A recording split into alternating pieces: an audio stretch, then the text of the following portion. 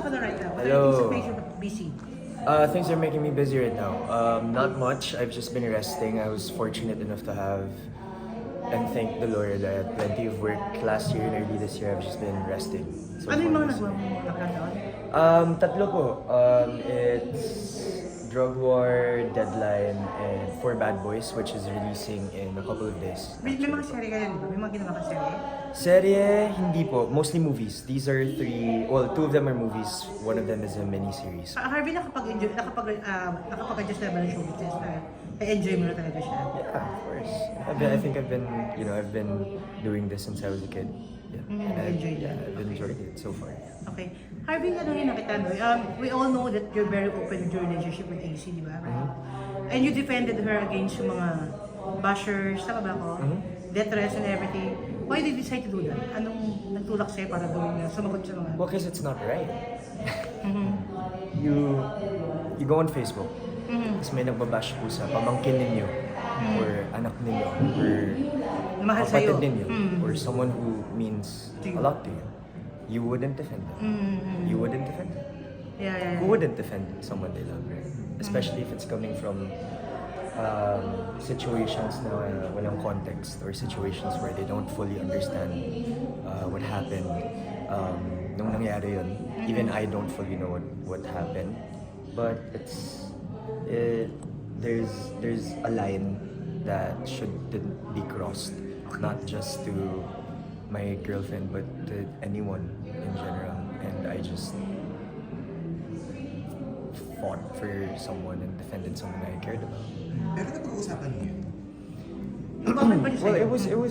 hindi naman siya yung parang, of course napag-usapan siya. And it was just not, it was going too far.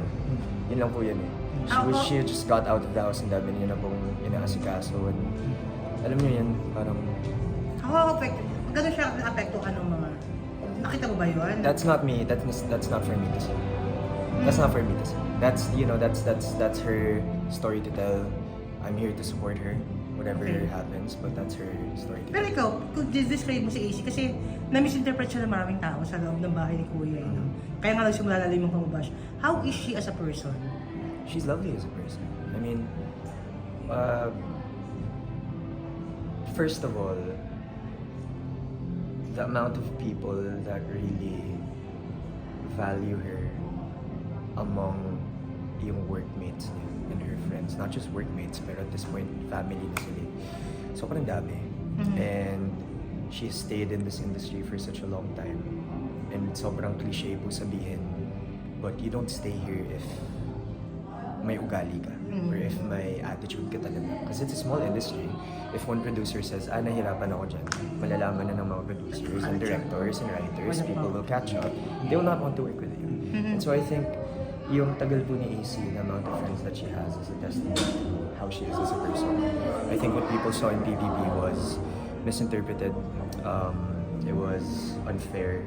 And not just to her, but for a lot of housemates din sa loob ng house, a lot of things were out of context. And ang dami lang na-apektuhan, and AC was one of them. It was just really messy for a lot of people. Harvey, nabigyan din ng kulay, naging issue rin yung kay AC saka yung kay Bianca. Ano ba? What is your reaction?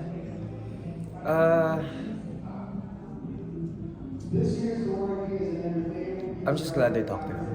Yun na lang po sasabihin ko. Pero you're happy now. We're very happy with your relationship with AC. Yeah.